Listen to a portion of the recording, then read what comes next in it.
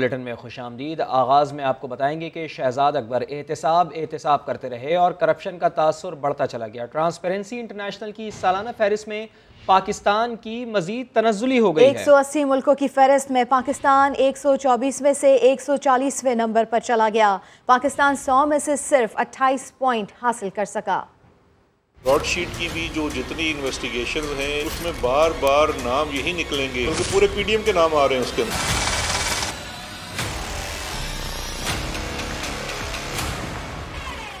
शहजाद अकबर रोज आते, करप्शन कहानियां सुनाते, रिकवरी का यकीन दिलाते, लंबी लंबी प्रेस कॉन्फ्रेंसें फरमाते, सबूत के दस्तावेजात दिखाते, मगर फिर क्या हुआ?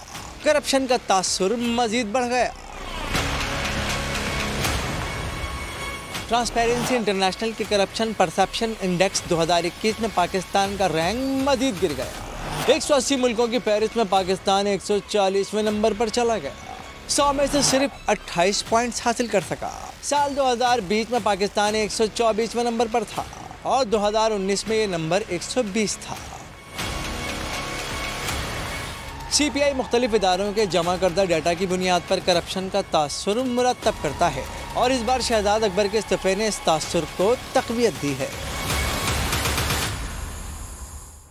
कायदे हिज़्ब इख्तिलाफ मियाँ शहबाज शरीफ का कहना है कि ट्रांसपेरेंसी इंटरनेशनल की रिपोर्ट फ़र्द जुर्म है। मुसलसल दूसरी बार गवाही आई है कि हुकूमत करप्ट और चोर है।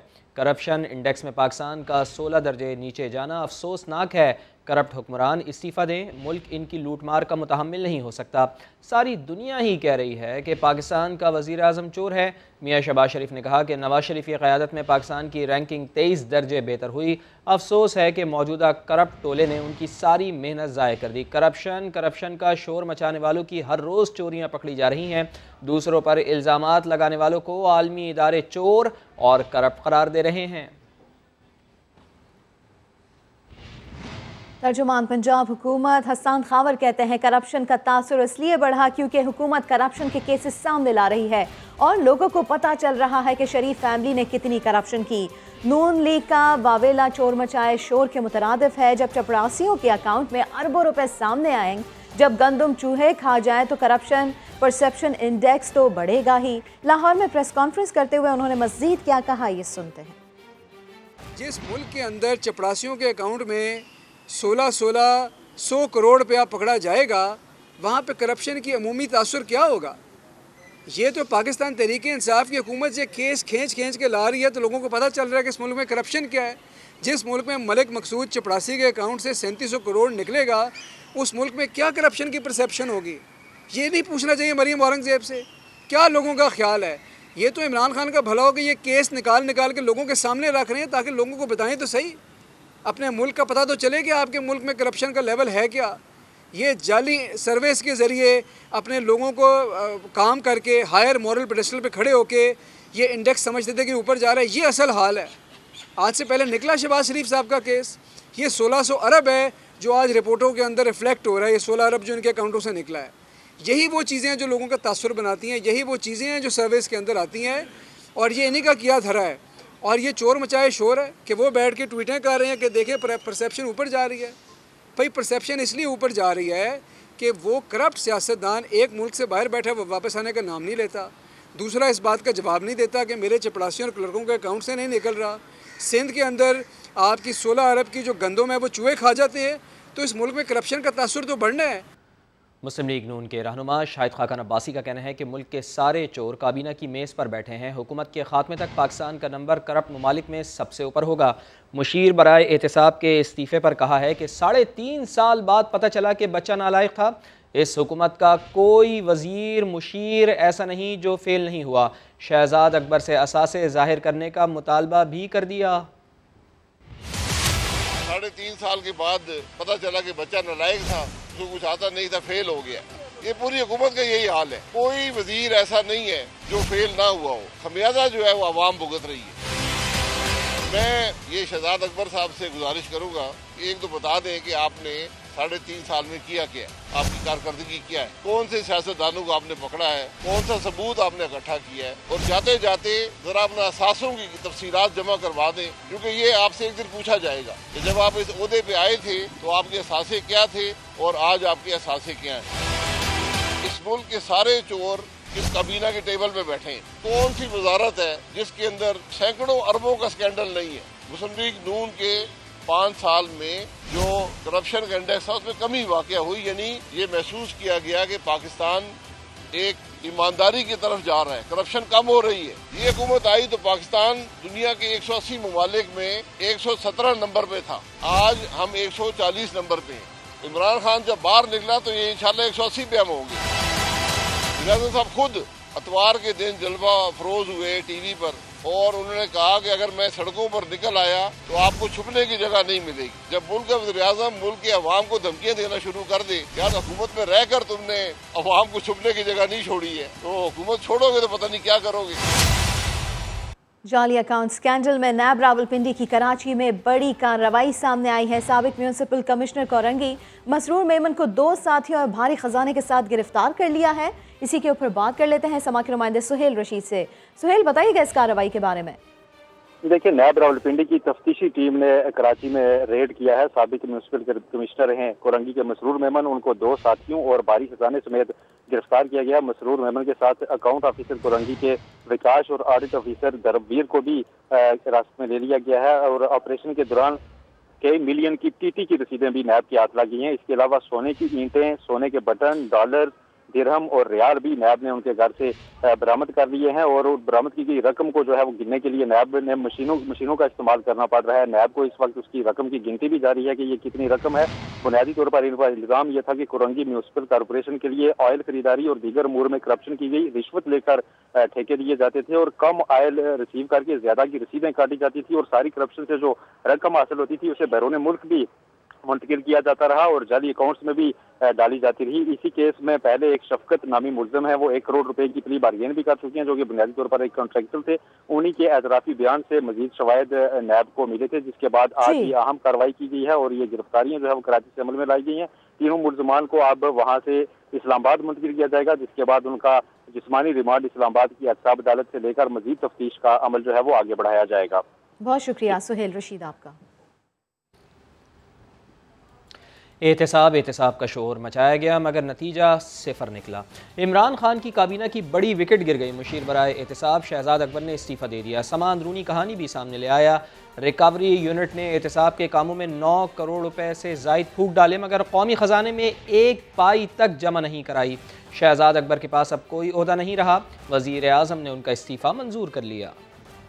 शहबाज शरीफ साहब न सिर्फ मनी लॉन्ड्रिंग के मुर्तकिब पाए गए बल्कि वो इस ग्रोह के सरगना भी हैं। नवाज शरीफ नंबर 1 मुल्ज़म नहीं है, मुजरिम है। सबूत भी थे, मौका भी था, हुकूमत भी अपनी, मुशीर दाखिला भी आप, मगर फिर क्या हुआ? नतीजा सिफर निकला। एहतिसाब का नारा लगाने वाली पीटीआई हुकूमत के मुशीर एहतिसाब शहजाद अकबर का अपना एहतिसाब हो गया। खाया पिया कुछ नहीं, गिलास तोड़ा 12 आना। 3.5 साल में रिकवरी यूनिट ने कौम के 9 करोड़ 30 लाख रुपए फूंक दिए मगर एक ढेला कौमी खजाने में जमा ना करा सका। एहतिसाब के शहजादे ने गैर कानूनी असासों का सुराग लगाने के लिए 7 मुल्कों से लाइन में लाई, 20 बैनुल अक़वामी दौरे किए मगर नतीजा वही सिफर। हफ्ते, महीने और फिर 3.5 साल का वक्त गुजरा तो वजीर आजम का सब्र भी जवाब दे गया। शहजाद अकबर की कारकर्दगी पर सख्त नाराजगी उनके मुतबादिल के लिए इंटरव्यू का बाइस बनी। इमरान खान शरीफ खानदान के मुकदमात में नताइज चाहते थे। गुज़िश्ता हफ्ते शहजाद अकबर से इस्तीफा मांगा गया।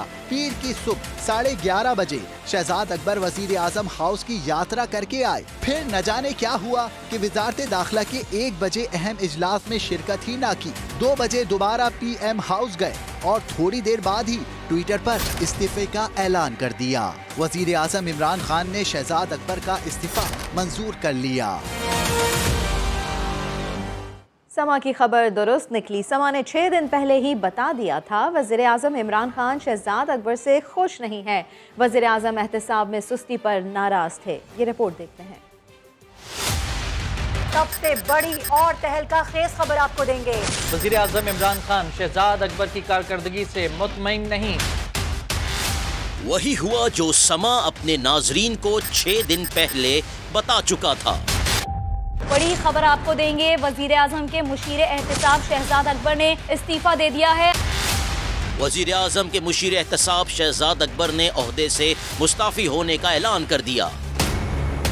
समा ने 19 जनवरी को खबर दी थी कि वजीर आजम एहतसाब के अमल में सुस्ती पर नाराज हैं, जिस पर शहजाद अकबर ने प्रोग्राम नदीम मलिक लाइव में आकर खबर की तरदीद कर दी थी। कुछ ऐसा हुआ प्राइम मिनिस्टर की तरफ से नाखुशी आई हो, मीटिंग हुई है कि क्यों नहीं केसों में तेजी आ रही? नहीं नदीम साहब, ऐसी तो कोई बात नहीं है, और अगर वो नाखुशी का इजहार है भी तो मुतल्लिका इदारों से हो सकता है। इस खबर की कोई तुक ही नहीं बनती।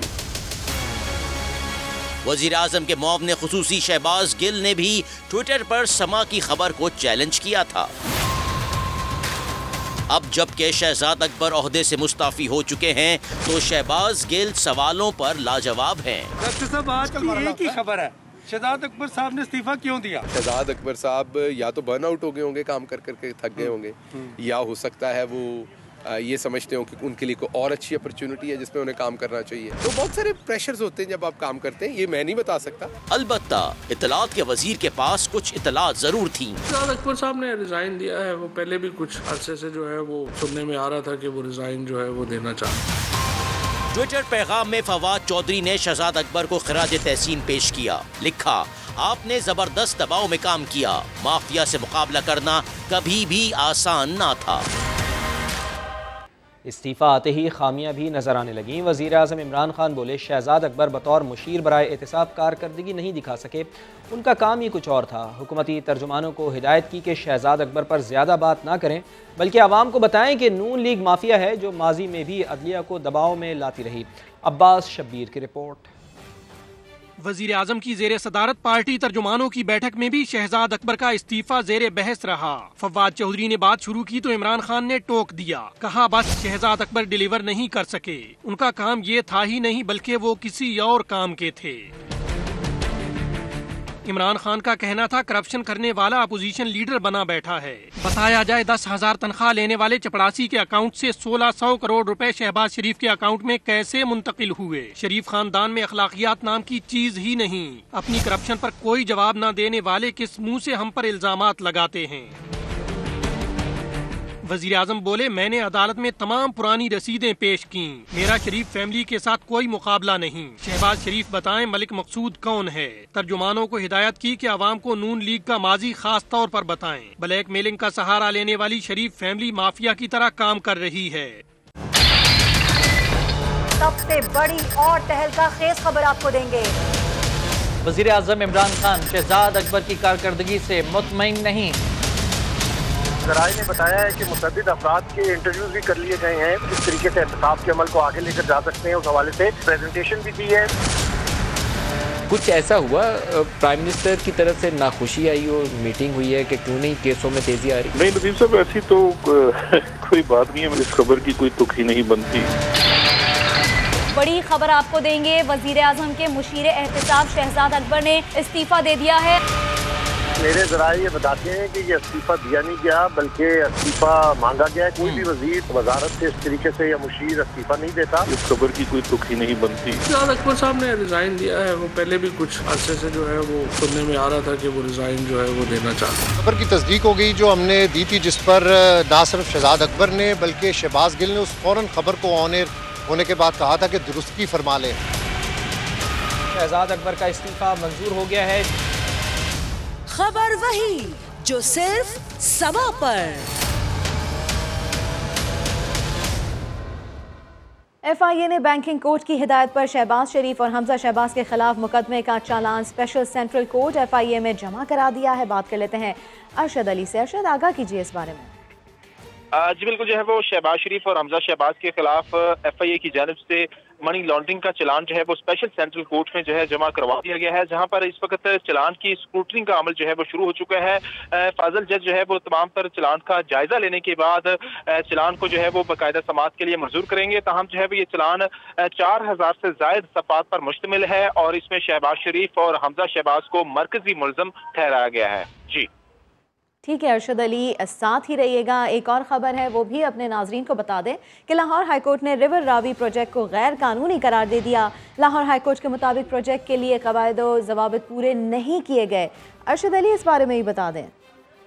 जी बिल्कुल, जो है वो लाहौर हाई कोर्ट की जानब से महफूज किया गया रावी अर्बन प्रोजेक्ट से मुतल्लिक फैसला जो है वो सुना दिया गया है। अदालत ने रावी अर्बन प्रोजेक्ट के खिलाफ दायर तमाम दरख्वास्तों को मंजूर कर लिया है और रावी अर्बन प्रोजेक्ट को अलअदम करार दे दिया है। इसके साथ साथ अदालत ने अपने फैसले में ये भी लिखा कि रिवर रावी प्रोजेक्ट के लिए पंजाब हुकूमत से 5 मिलियन जो कर्ज लिया गया है उसको फौरी जो है वो रूडा अथॉरिटी वापस करे। इसके साथ साथ ये भी फैसले में कहा गया कि रिवर रावी प्रोजेक्ट के लिए 1,07,000 एकड़ ज़रई अराजी जो है वो उसका जो नोटिफिकेशन है उसको कलअदम करार देती है अदालत। इसके साथ साथ अदालत ने अपने फैसले में ये भी लिखा कि तमाम तर जो क़वायद ज़ाब्त थे उसको नजरअंदाज करके नजरअंदाज किया गया, पूरे नहीं किए गए। बहुत शुक्रिया अरशद अली आपका।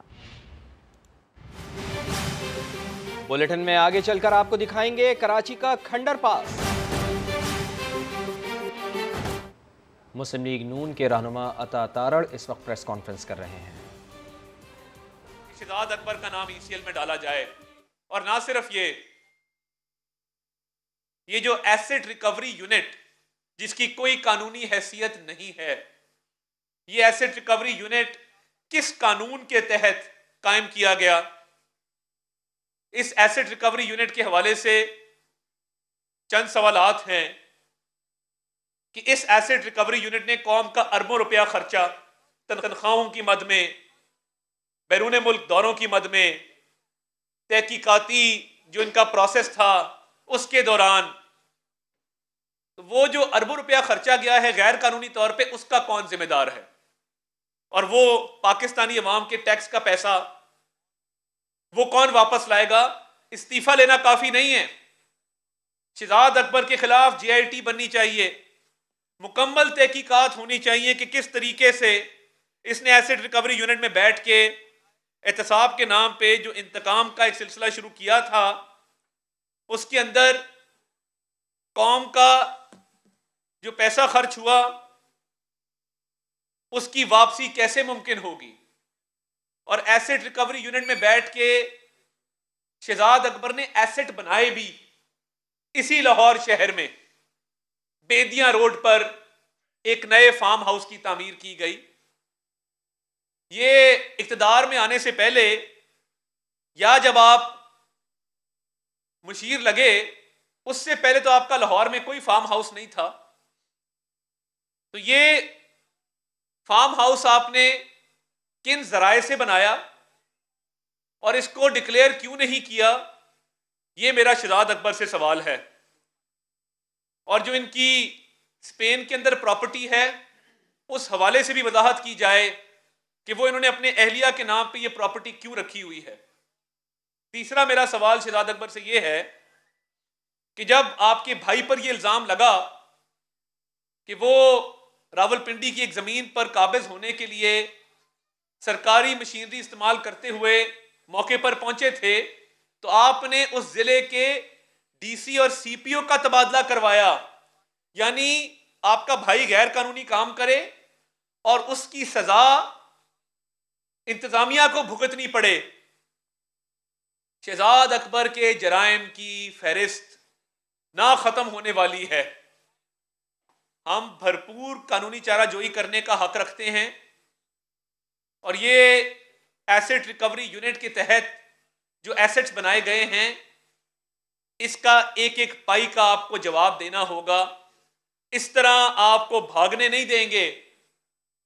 आपने इस मुल्क के एक एक तबके को टारगेट किया, सहाफियों से लेकर सियासतदानों से लेकर। आपने एक सिटिंग सुप्रीम कोर्ट के जज के खिलाफ रेफरेंस दायर करवाया। इस एसेट रिकवरी यूनिट ने आज तक आटे की जो चोरी थी, अरबों रुपए का स्कैंडल था, उसका नोटिस क्यों नहीं लिया? अरबों रुपए की चीनी चोरी हुई, उसका नोटिस क्यों नहीं लिया? अद्वियात का स्कैंडल है, मालम जब्बा का स्कैंडल है। आज अशियाए खुर्दनोश महंगी हैं क्योंकि आपने माफियाज को परवान चढ़ाया।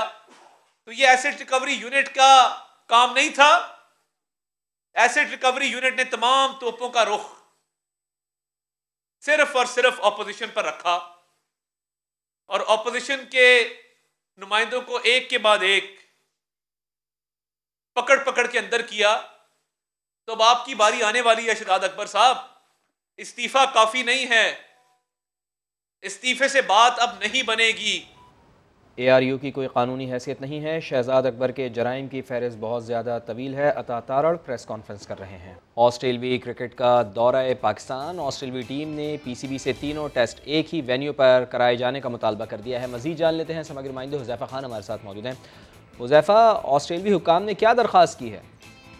फवाद, ऑस्ट्रेलियन मीडिया के मुताबिक ऑस्ट्रेलियन बोर्ड चाहता है कि जो तीनों टेस्ट मैचेस हैं वो एक ही वेन्यू पे करवाए जाए। अभी जो है वो कराची, लाहौर और रावलपिंडी में ये टेस्ट मैचेस शेड्यूल है, लेकिन उनका मुतालबा है कि सेहत की यानी कोविड के बायस और सिक्योरिटी प्रोटोकॉल्स के बायस जो है एक ही वेन्यू पर करवाए जाए। जबकि साथ साथ ऑस्ट्रेलियन टीम के तमाम खिलाड़ी पाकिस्तान आने को तैयार है और ये भी इम्कान है कि मिचेल स्टार्क फास्ट बॉलर भी जो है वो पाकिस्तान जरूर आएंगे। बहरहाल पाकिस्तान क्रिकेट बोर्ड का ये कहना है कि इस हवाले से एक वेन्यू पर मैचेस करवाने के हवाले से क्रिकेट बोर्ड ने बाज़ाब्ता तौर पर उनसे कोई राब्ता नहीं किया। जी हुज़ैफ़ा, बहुत शुक्रिया आपका।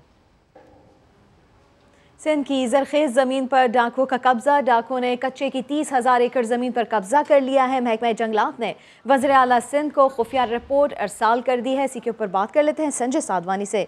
संजय, क्या कुछ है इस रिपोर्ट में? जी बिल्कुल, सिंध के कच्चे के डाकुओं ने जरखेज जो सिंध हुकूमत की ज़मीन है उस पर कब्जा किया है। 30,000 से ज़ायद एकड़ ज़मीन पर इन डाकुओं ने कब्जा करके फसल उगा दिया है। कच्चे के जिन्होंने कब्जा किया है तमाम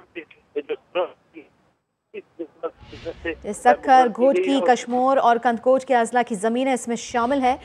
डाकू कच्चे की ज़मीनों पर फसलें उगा रहे हैं और इसके अलावा डाकू कच्चे के जंगलों से दरख्त काट कर भी बेच रहे हैं। रिपोर्ट में ये इंकशाफ हुआ है। महकमा जंगलात कब्जा छुड़ाने के लिए कई बार पहले भी लिख चुका है। तो सिंध की जरखेज ज़मीन पर डाकू का ये कब्जा, और ऐसे में महकमा जंगलात ने वज़ीर आला सिंध को खुफिया रिपोर्ट अरसाल कर दी है। संजय साधवानी, आपने अपडेट किया, शुक्रिया आपका।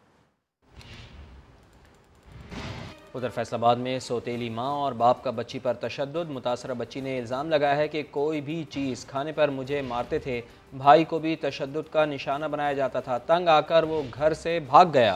पुलिस ने सौतेली माँ और बच्ची के वालिद को गिरफ्तार कर लिया है। बात कर लेते हैं यूसुफ चीमा से। यूसुफ, क्या है ये तमाम फिर मामला? देखिए, बिल्कुल ये गुज़िश्ता रात पुलिस के पास ये मामला रिपोर्ट हुआ था, जिसके बाद पुलिस ने फौरी तौर पर एक्शन लेते हुए बच्ची को भी अब बाजियाब करवा लिया है और उसके वालिदैन, उसका वालिद और उसकी सौतेली माँ को भी जो है इस वक्त तक बरामद करके उनको गिरफ्तार कर लिया है। बच्ची जो है इसको चाइल्ड प्रोटेक्शन ब्यूरो के हवाले की जा रही है। इब्तदाई तौर पर वालिद का ये कहना है कि मैंने बच्ची को थप्पड़ मारा था, जिसके बायस वो सीढ़ियों से गिरी है और उसकी आंख पर जो है जोरदार चोट आई है। तो हम बच्ची का जो बयान सामने है उसके मुताबिक ये बताया जा रहा है कि मुझे मेरे कुछ भी खाने के ऊपर मारा जा रहा था। इब्तदाई तौर पर लास्ट जो उसने कुछ बच्ची बताती है, कुछ सवैयाँ बनाते हुए मैंने कुछ सवैयाँ खाई हैं, जिसके बाद मेरी माँ जो माँ थी, मेरी सौतेली माँ, उसने मुझ पर गुस्सा करते हुए मुझे बुरी तरह से तशद्दुद का निशाना बनाया। और ये एक दफ़ा नहीं, कई दफ़ा इससे होता रहता। वालिद जो है इब्तदाई तौर पर ये बताते हैं कि ये दुबई में मुलाजमत करता था और अब छुट्टी पे यहाँ पर आया हुआ था। तो इसने जो है सारा मामला इस वक्त वालिद अपने सर पे ले रहा है। उसका ये कहना है कि जनाब मैंने ही मारा है, मेरी बीवी ने जो है किसी को कुछ नहीं कहा। पहली बीवी जो है उसमें से इसके 2 बच्चे थे, अब दूसरी बीवी से इसके 4 बच्चे हैं और दूसरा बेटा जो है उसको, वो भी बेटी का ये कहना है कि मेरे भाई को भी जो है वालिदैन की जन्म से, मेरी सौतेली माँ की जन्म से तशद्दुद का निशाना बनाया जाता था। उसका अभी तक कोई पता नहीं था। बच्ची को जो है वो बरामद करके चाइल्ड प्रोटेक्शन ब्यूरो के हवाले कर दिया गया। ठीक है यूसुफ चीमा, जिस तरह से आप बता रहे हैं वालिद का मौक़िफ़ तो आपने बताया, लेकिन सौतेली माँ उनका कोई मौक़िफ़ सामने आया? देखिए, सौतेली माँ जो है वो इस वक्त तक किसी भी बात का जवाब देने को तैयार नहीं। उनसे मुतअद्दिद बार सवाल किया जा रहा है कि आपने बच्ची को क्यों मारा, क्यों तशद्दुद का निशाना बनाया। तो हम इस सारे मामले पर वालिद जो है वो खुद आगे आ रहा है। उसका ये कहना है कि मैंने ही बच्ची को मारा है, क्योंकि बच्ची चोरियां करती थी घर के अंदर, जिस वजह से मैंने उसको तशद्दुद का निशाना बनाया। और उसका ये कहना है कि जो उसके आंख पे जोरदार चोट आई है वो भी सीढ़ियों से गिरने के बायस आई है। जब मैंने उसको थप्पड़ मारा तो बच्ची सीढ़ियों से गिरे, जिसके बायस उसकी जो आंख पर चोट आई है। तो हम वालिदा जो है सारे मामले के ऊपर कोई मौक़िफ़ नहीं दे रही, तो हम अभी तक वो खामोश हैं। ठीक है,